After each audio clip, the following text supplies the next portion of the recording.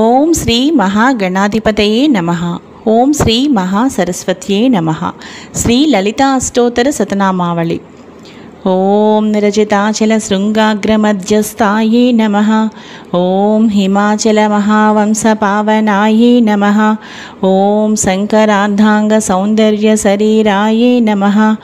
ఓం లసన్మరకత స్వచ్ఛ విగ్రహాయే నమః. ఓం మహాతిశయ సౌందర్య లావణ్యాయే నమః. ఓం శశాంకశేఖర ప్రాణవల్లభాయే నమః. ఓం సదా పంచదశాత్మైక్య స్వరూపాయే నమః. ఓం వజ్రమాణిక్య కనక కిరీటాయే నమః. ఓం కస్తూరి తిలకోల్లాసినిటలాయే నమః. ఓం భస్మరేకాంకితల సన్మకుటాయే నమః. ఓం వికచాంబోరుహదళలోచనాయే నమః. ఓం శరచ్చాంపేయ పుష్పాభనాసికాయే నమః. ఓం లసత్కాంచన తాటంకయుగళాయే నమః. ఓం మణిదర్పణ సంకాసకపోలాయే నమః. ఓం తాంబూలపూరిత స్మేరవదనాయే నమః. ఓం సుపక్వదాడిమీ బీజరదనాయే నమః. ఓం కంబుపోగ సమచ్ఛాయ కందరాయే నమః.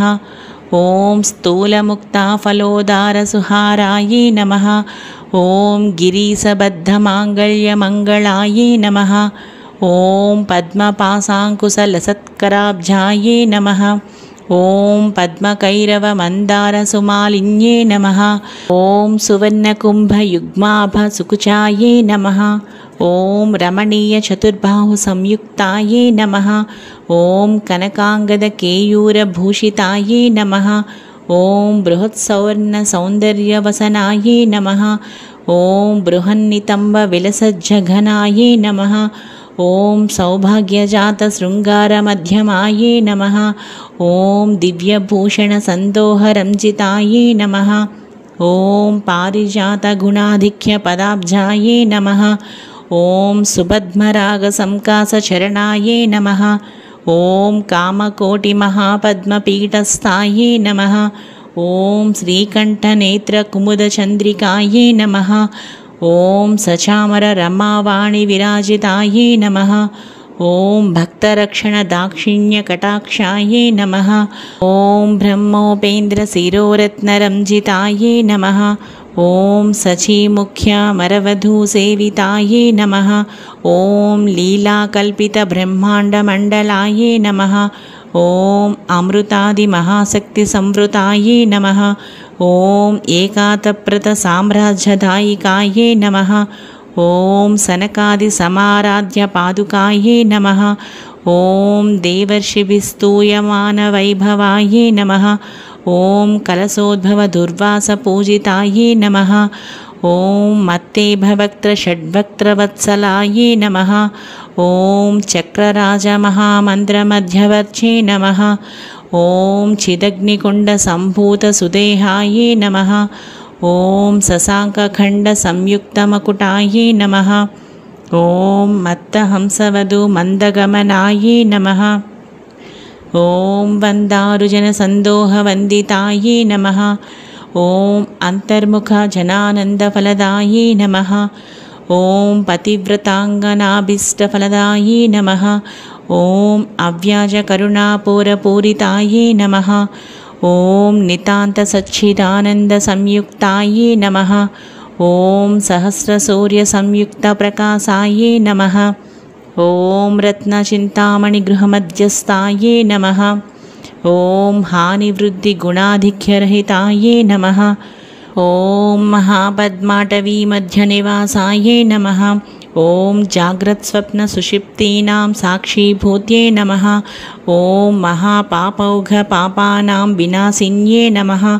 ఓం దుష్టభీతి మహాభీతి భంజనాయే నమః. ఓం సమస్తదేవదనుజ ప్రేరకాయే నమః. ఓం సమస్త హృదయాంభోజనిలయాయే నమః.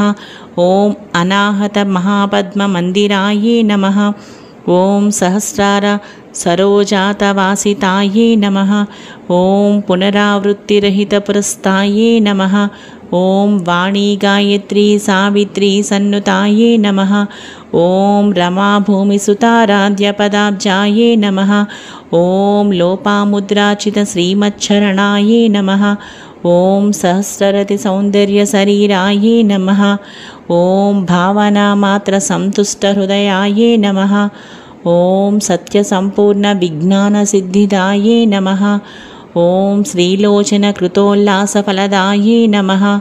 ॐ श्रीसुधाब्धिमणिद्वीपमध्यगायै नमः। ॐ दक्षाध्वरविनिर्भेदसाधनायै नमः। ॐ श्रीनाथसोदरीभूतशोभितायै नमः। ॐ चन्द्रशेखरभक्तातिभञ्जनायै नमः। ॐ सर्वोपाविनिर्मुक्तचैतन्यायै नमः। ॐ नामपारायणाभीष्टफलदायै नमः। ॐ सृष्टिस्थितितिरोधानसङ्कल्पायै नमः। ॐ श्रीषोडशाक्षरीमन्त्रमध्यगायै नमः। ॐ अनाद्यन्तस्वयंभूतदिव्यमूर्त्यै नमः। ॐ भक्तहंसपर्यामुख्यवियोगायै नमः। ॐ मातृमण्डलसंयुक्तललितायै नमः। ॐ बण्डदैत्यमहासत्त्वनाशनायै नमः। ॐ क्रूरभण्डशिरच्छेदनिपुणायै नमः। ॐ धात्राच्युतसुराधीशसुखदायै नमः। ॐ चण्डमुण्डनिशुम्भादिखण्डनायै नमः। ॐ रक्ताक्षरक्तजिह्वादिशिक्षणायै नमः। ॐ महिषासुरदौर्वीर्यनिग्रहायै नमः। ॐ अभ्रकेशमहोत्साहकारणायै नमः। ॐ महेशयुक्तनटनातत्परायै नमः।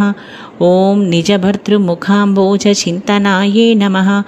ॐ वृषभध्वजविज्ञानभावनायै नमः। ॐ जन्ममृत्युजरारोगभञ्जनायै नमः। ॐ विधेयमुक्तविज्ञानसिद्धिदायै नमः। ॐ कामक्रोधादिषड्वर्गनाशनायै नमः। ॐ राजराजाचितपदसरोजायै नमः। ॐ सर्ववेदान्तसंसिद्धसुतत्वायै नमः। ॐ श्रीवीरभक्तविज्ञाननिधानायै नमः। ॐ अशेषदुष्टधनुजसूदनायै नमः। ॐ साक्षात् श्रीदक्षिणामूर्तिमनोज्ञायै नमः। ॐ हयमेधाग्रसम्पूज्यमहिमायै नमः। ॐ दक्षप्रजापतिसुतावेशाढ्यायै नमः। ॐ सुमभाणेक्षुकोदण्डमण्डितायै नमः। ॐ नित्ययौवनमाङ्गल्यमङ्गलायै नमः। ॐ महादेवसमायुक्तलीलायै नमः। ॐ महादेवरतौत्सुख्यमहादेव्यै नमः। శ్రీ లలితా అష్టోత్తర శతనామావళి సంపూర్ణం. ఓం శ్రీమాత్రే నమః. ఓం నమః శివాయ.